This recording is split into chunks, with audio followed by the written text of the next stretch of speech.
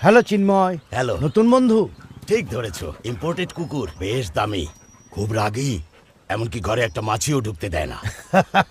তোমার বাসায় যেন না যায় সেটাই বোঝালে?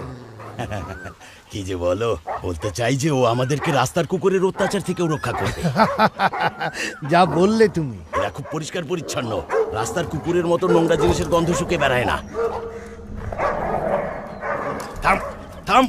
এটাকে পালতে নিশ্চয়ই তোমার অনেক টাকা খরচ হয়।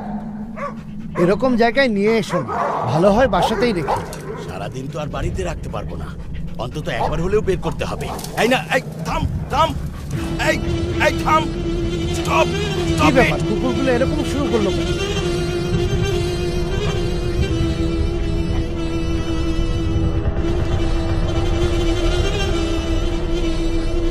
আজকের শিরোনাম, চেন্নাইয়ের নাঙ্গানালুর লেকের পাশে সুমাইয়া নামের 15 বছরের একটি মেয়ের মরদেহ পাওয়া গেছে।